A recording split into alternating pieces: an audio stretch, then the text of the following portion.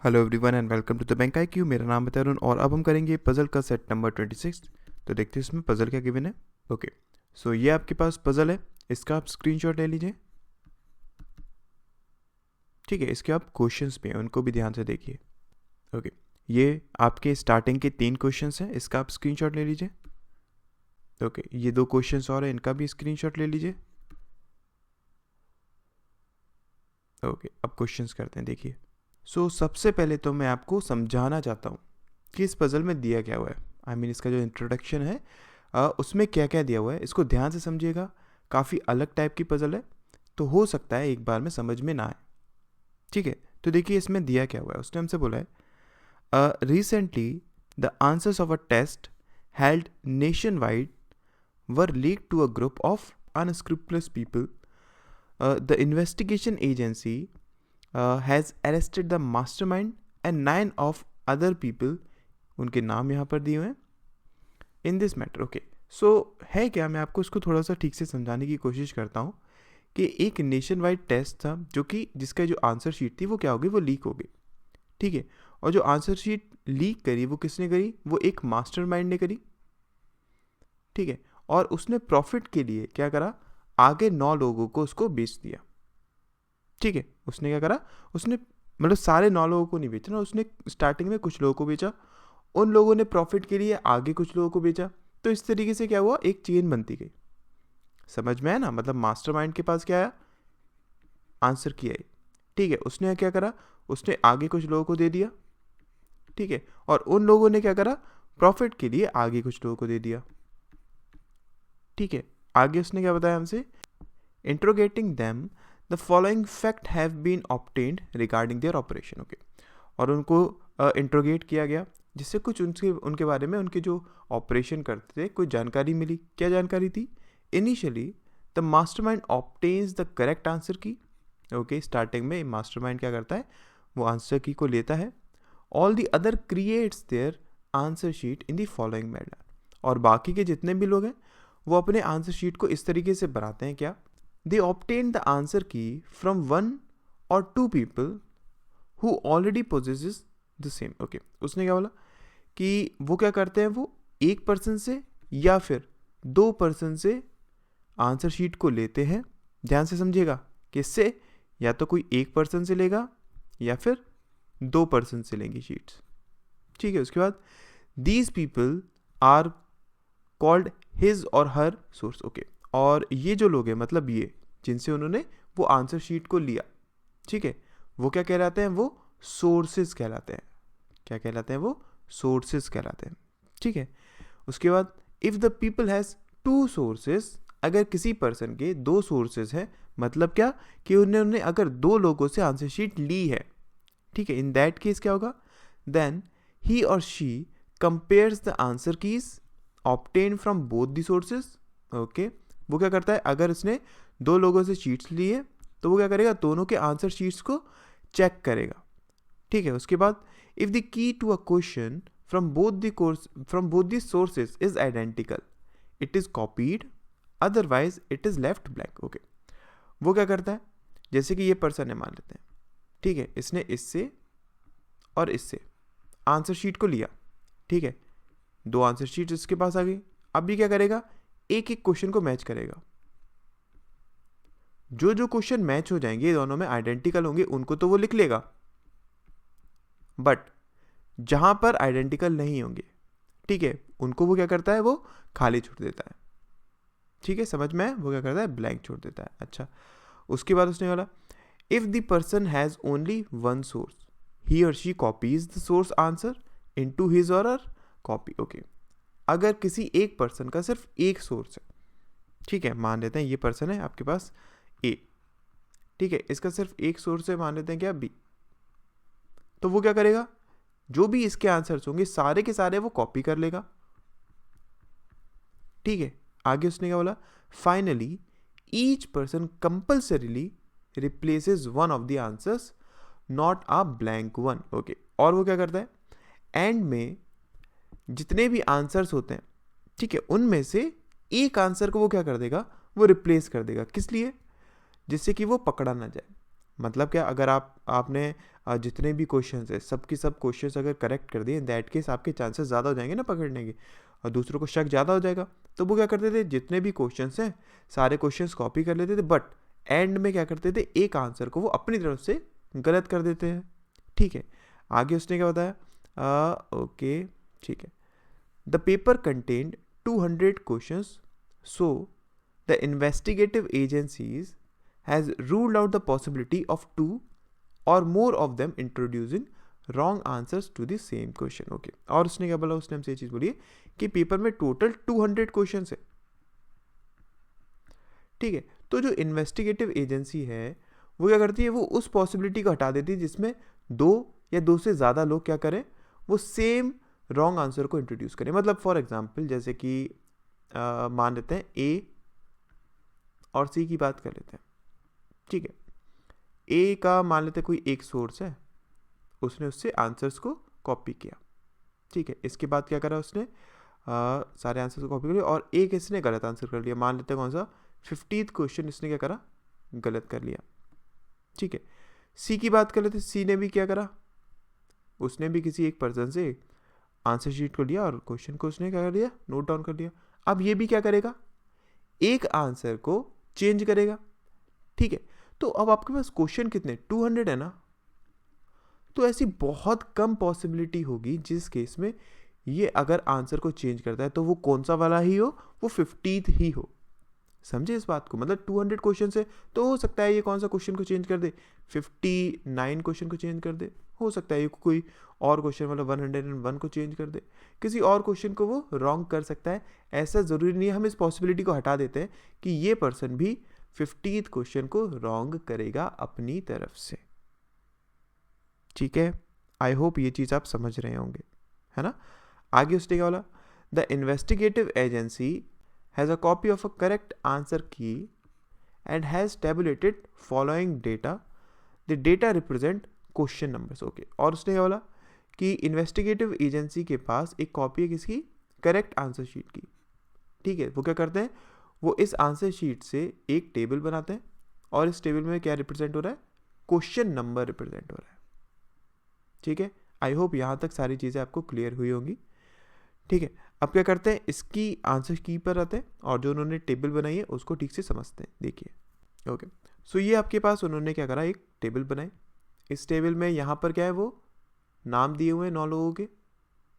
ठीक है, ये लोग कौन है, जो मास्टरमाइंड के अलावा हैं लोग। ठीक, उसके बाद देखिए यहाँ पर क्या दिया हुआ है, जो उन्होंने रॉन्ग आंसर अपनी तरफ से क्या करा, मार्क करा। ठीक है, वो चीज़ यहाँ पर दी हुई है, मतलब जो उनकी आंसर शीट में जितने भी रॉन्ग है वो यहाँ पर दिए हुए हैं। उसके बाद ये ब्लैंक, उन्होंने जितने भी ब्लैंक छोड़े वो सारे क्वेश्चंस यहाँ पर दिए हुए हैं। ठीक है, आई होप ये चीज़ समझे होंगे। अब देखिए इसको हम किस तरीके से करेंगे, हम स्टार्ट करते हैं किससे, उन पर्सन से जिनके पास क्या है, minimum number of wrong question है। ठीक, जैसे कि अगर मैं बात करूँ किसकी, ए की, तो ए का देखिए, ए का सिर्फ एक आंसर क्या है, गलत है। ठीक है, और उसने कोई भी ब्लैंक आंसर नहीं छोड़ा है। इसका सिंपल सा मतलब क्या हुआ कि ए का कोई एक सोर्स होगा। ठीक है, और वो सोर्स कौन होगा, मास्टरमाइंड मान लेते हैं। ठीक है, वो सोर्स क्या है, मास्टरमाइंड है। ए ने क्या करा, मास्टरमाइंड से आंसर्स को कॉपी किया। ठीक है, आंसर्स को उसने सारी कॉपी कर लिया और उसके बाद अपनी तरफ से 46 को गलत मार्क कर दिया। ठीक है, ये चीज़ समझ में आई। ए ने क्या करा, ए ने सारे क्वेश्चंस को नोट डाउन कर लिया, उसने कोई भी ब्लैंक नहीं छोड़ा।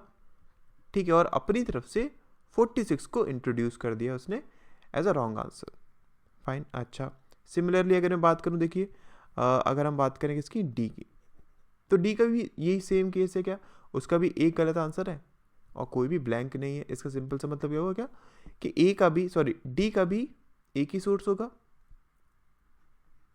ठीक है, और उसने भी जितने भी आंसर्स थे मास्टरमाइंड से, वो सारे आंसर्स को क्या कर लिया, नोट डाउन कर लिया, लेकिन एक अपनी तरफ से इंट्रोड्यूस कर दिया, कौन सा, 17th क्वेश्चन। ठीक है, उसके बाद देखिए सिमिलरली अगर मैं बात करूं जी की, जी का भी यही है। जी ने भी क्या करा, इससे नोट डाउन कर लिए सारे क्वेश्चंस और अपनी तरफ से एक गलत आंसर मार्क कर दिया, 25th। ठीक है, यहाँ तक आई होप सारी चीज़ें क्लियर हुई होंगी आपको, है ना। अच्छा, अब इसके बाद अगर मैं देखूँ तो देखिए, अब अगर मैं बात करता हूँ किसकी, ई की, ठीक है। तो ई को समझिएगा, ई का अगर मैं देखूँ तो एक भी ब्लैंक शीट नहीं है, मतलब एक भी उसने ब्लैंक आंसर को नहीं छोड़ा है। मतलब क्या, ये चीज़ कंफर्म है कि उसका जो सोर्स होगा वो कोई एक ही होगा। ऐसा क्यों होगा, इस चीज़ को थोड़ा सा ध्यान से समझिए। जैसे कि 2 शीट्स हैं हमारे पास, फाइन, इस पर्सन ने किसी एक सोर्स से लिया, इस पर्सन ने किसी अलग सोर्स से लिया। ये क्या करेगा, सारे आंसर्स को करेक्ट करेगा और एक कोई आंसर गलत कर देगा। मान लेते हैं इसने 9th क्वेश्चन को क्या कर दिया, गलत कर दिया, मार्क, ठीक है। सिमिलरली ये भी क्या करेगा, वही चीज़ करेगा, सारे क्वेश्चंस को नोट डाउन कर लेगा और उसके बाद एक क्वेश्चन मान लेते हैं कौन सा, 81, उसको वो क्या कर लेगा, गलत मार्क कर लेगा, ठीक है। दोनों ने क्या करा, ये चीज़ करी। अब अगर मैं एक कोई दूसरा पर्सन है, वो क्या करता है, नोट डाउन करता है दोनों से क्वेश्चंस को, ठीक है। इन दैट केस क्या करेगा, फर्स्ट क्वेश्चन मैच करेगा, दोनों में मैच होगा, वो लिख देगा। सेकंड क्वेश्चन को मैच करेगा, दोनों में मैच करेगा, वो भी लिख देगा। इसी तरीके से क्वेश्चंस को लिखता जाएगा। जब वो 9th क्वेश्चन पर पहुंचेगा तो क्या होगा, यहाँ पर अलग आंसर है, यहाँ पर क्या है, गलत आंसर कर रहा है ना, इसने मेंशन करा है, और यहाँ पर क्या होगा, वो अलग आंसर होगा, क्योंकि इसने तो क्या करा, वो जो भी करेक्ट आंसर था वो चीज़ मेंशन करी है। तो इस केस में क्या होगा, दोनों में आइडेंटिकल नहीं होंगे ना, तो इसको वो क्या करेगा, ब्लैंक छोड़ेगा ना, इजंट इट। वो क्या करेगा, वो एक ना एक ब्लैंक तो छोड़ेगा ही छोड़ेगा, ठीक है। सिमिलरली अब वो आगे बढ़ेगा, इसके बाद 10th क्वेश्चन देखिएगा, दोनों मैच करेंगे, उसके बाद वो मैच करेंगे, मतलब क्वेश्चंस को वो सारे मैच करते जाएंगे। फिर 81 पर जब पहुंचेगा, फिर यहाँ पर कुछ और आंसर होगा, क्योंकि उसने क्या करा, अपनी तरफ से गलत आंसर मेंशन कर दिया, और यहाँ पर क्या होगा, करेक्ट होगा। फिर से वो क्या करेगा, मैच नहीं करेंगे, तो इसको भी वो क्या कर देगा, ब्लैंक छोड़ देगा। तो जब भी आपके 2 सोर्सेज होंगे ना, तो कम से कम 2 ब्लैंक्स तो आपके होने ही होने हैं। इसी वजह से मैंने बोला क्या, अगर किसी का भी एक भी ब्लैंक नहीं है ना, इसका वाला एक चीज़ कंफर्म है, उसके सोर्स सिर्फ एक ही हो सकता है, 2 नहीं हो सकते, क्योंकि 2 सोर्स होंगे तो कम से कम आपके 2 आंसर्स तो रॉन्ग होंगे ही होंगे, या फिर वो ब्लैंक छोड़ेगा ही छोड़ेगा, ठीक है। रॉन्ग तो नहीं, लेकिन वो ब्लैंक तो छोड़ेगा ही छोड़ेगा। आई होप इस चीज़ को आप समझ रहे होंगे ना। अच्छा, इसको रब करता हूँ, ओके। अब अगर मैं बात करूँ किसकी, मैं बात कर रहा था ई की। तो देखिए ई का कोई भी ब्लैंक नहीं है, इसका वाला इसका सोर्स क्या होगा, एक होगा। और अगर मैं इसके रॉन्ग आंसर्स को देखूँ तो एक रॉन्ग आंसर इसमें क्या है, 46 है, ठीक है। एक रॉन्ग आंसर क्या है, 46 है। तो हमें एक चीज़ कंफर्म होगी क्या, इसने जो शीट आंसर की कॉपी करी होगी वो कहाँ से करी होगी, वो ए से करी होगी। अब इसका सोर्स क्या था, सिर्फ ए था, ठीक है। इसका सोर्स क्या है, सिर्फ ए है ना, तो इसने क्या करा होगा, सारे आंसर्स को एज इट इज़ कॉपी कर लिया होगा, ठीक है। उसने क्या करा, सारे आंसर्स को कॉपी कर लिया, तो इसका जो 46 वाला गलत आंसर होगा वो भी तो क्या कर लेगा, ये कॉपी कर लेगा ना ई, ठीक है। उसने क्या बोला था, अगर एक सोर्स है तो वो मैच भी नहीं करता है कुछ, वो बस क्या करेगा, सारे आंसर्स को नोट डाउन कर लेगा। तो इसने क्या करा, 46 को भी ऐसे as it is note down कर लिया होगा, जो भी उसने मार्क करा होगा, और खुद से अपनी तरफ से उसने 90 को क्या करा होगा, इंट्रोड्यूस कर दिया होगा एज अ रॉन्ग आंसर, ठीक है। तो देखिए इसमें 46 ऑलरेडी था जो कि रॉन्ग आंसर था, इसने 90 अपनी तरफ से इंट्रोड्यूस कर लिया। जो भी मैं इंट्रोड्यूस कर रहा हूँ रॉन्ग आंसर को, उसको मैं डैश से वो कर रहा हूँ, डिस्टिंग्विश कर रहा हूँ, ठीक है। समझे आप ये ना। इसी तरीके से सिमिलरली अगर मैं एच की बात करूँ तो एच का भी देख लीजिए यही केस है, उसका भी यहाँ पर कोई भी ब्लैंक नहीं है, मतलब इसका भी सोर्स क्या होगा, सेम होगा। और यहाँ भी अगर मैं बात करूँ तो देखिए 46 है, तो इसका भी सोर्स क्या होगा, ए तो होगा ही होगा, उसने क्या करा होगा, ए से कॉपी करा होगा, ठीक है। ए से कॉपी करा होगा, तो इसका जो गलत आंसर है 46 एज इट इज उसने उसको नोट डाउन कर लिया, और अपनी तरफ से नया रॉन्ग आंसर इंट्रोड्यूस करा, कौन सा, 92, ठीक है। आई होप ये चीज़ समझ में आई होगी, क्लियर हुई होगी, ओके। अब इसके बाद अगर मैं बात करूँ तो देखिए, अगर मैं बी की बात करता हूँ तो बी के केस में क्या है कि एक रॉन्ग आंसर है, और वो भी रॉन्ग आंसर कौन सा है, 96 है, ठीक है। अभी तक अगर मैं देखूँ तो कहीं भी आपको 96 दिखाई नहीं देगा, ठीक है। लेकिन अगर मैं इसके ब्लैंक आंसर्स को देखता हूँ ना, तो आपको समझ में आएगा देखिए 46, 90 और 25। इसका मतलब क्या है, इसके सोर्स क्या होंगे, एक तो हो नहीं सकता है, इसके सोर्स क्या होंगे, दो सोर्स होंगे। ठीक है, अब ये दो सोर्स कौन कौन से होंगे, तो देखिए ई के अगर मैं आंसर्स को चेक करूं जो रॉन्ग आंसर्स हैं और जी के रॉन्ग आंसर्स को चेक करूं तो वो क्या है, देखिए 46, 90 और 25। इसका मतलब एक चीज़ कन्फर्म है क्या, इसका जो सोर्स होगा मतलब जिससे इसने आंसर्स को लिया होगा वो क्या होगा, ई होगा और जी होगा। ऐसा क्यों है उसको समझिए। उसने क्या करा, दोनों की आंसर शीट को लिया, सारे आंसर्स को मैच करता हुआ चला। फर्स्ट क्वेश्चन देखा दोनों में मैच कर गया, लिख लिया। सेकंड को देखा, लिख लिया। ठीक है, इसी तरीके से वो क्या करेगा, 46 पर जब पहुंचेगा तो इसमें जो आंसर होगा वो तो गलत होगा और इसमें जो आंसर होगा वो क्या होगा, सही होगा। मतलब दोनों में आंसर्स हमारे मैच नहीं करेंगे, इसलिए वो क्या कर देगा, इसको ब्लैंक छोड़ देगा। मतलब क्या, उसने 46 को ब्लैंक छोड़ दिया। सिमिलरली वो 90 के केस में भी करेगा, क्या दोनों में मैच नहीं करेंगे इसलिए वो उसको क्या कर देगा, ब्लैंक छोड़ देगा।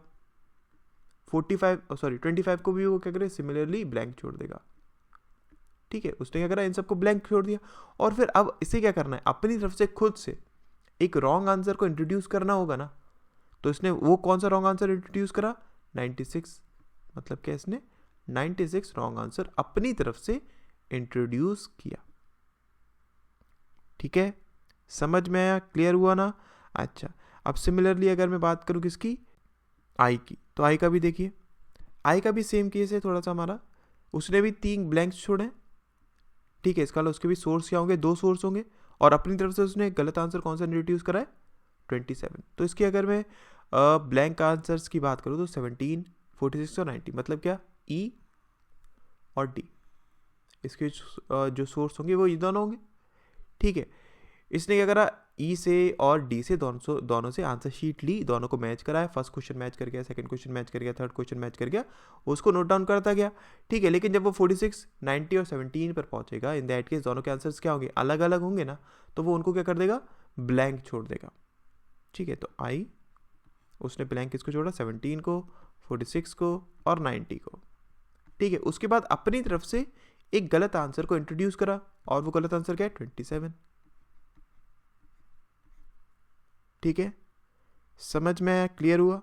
अच्छा, अब देखिए आपके पास क्या रह गया, एक आपके पास सी रह गया और एक आपके पास एफ रह गया। अगर हम बात करें सी की, तो सी के केस में क्या है, इसको थोड़ा सा ध्यान से समझिएगा। 3 क्या है इसके, अगर मैं यहाँ पर देखूँ तो इसके 3 ब्लैंक्स है। तो 3 ब्लैंक देखकर हमें ये लग रहा है क्या, कि इसके जो सोर्सेज होंगे वो कितने होंगे, 2 होंगे। ठीक है, एक बार को इस चीज़ को हम मान लेते हैं और करते हैं। देखिए अब आपके पास 17, 46 और 90 है। तो हमने देखा कि इसके जो सोर्सेस हो सकते हैं वो क्या हो सकते हैं, ई और डी। ठीक है, अगर ई और डी इसके सोर्सेस होते, इन दैट केस वो क्या करता, वो 17 को ब्लैंक छोड़ता, 46 को ब्लैंक छोड़ता, 90 को ब्लैंक छोड़ता। ठीक है, ये चीज़ तो हमारे पास करेक्ट होती। लेकिन अगर वो रॉन्ग आंसर्स की बात करें तो उसके 2 रॉन्ग आंसर्स नहीं होते ना।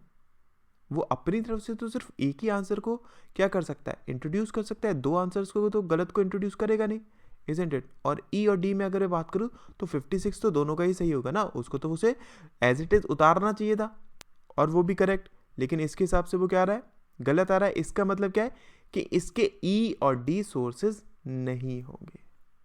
क्यों नहीं होंगे, इसके जो सोर्स होगा वो सिंपल एक ही होगा, क्या हमारे पास, आई। कैसे, देखिए उसने क्या करा, सिर्फ आई से आंसर शीट कॉपी करी किसने, सी ने।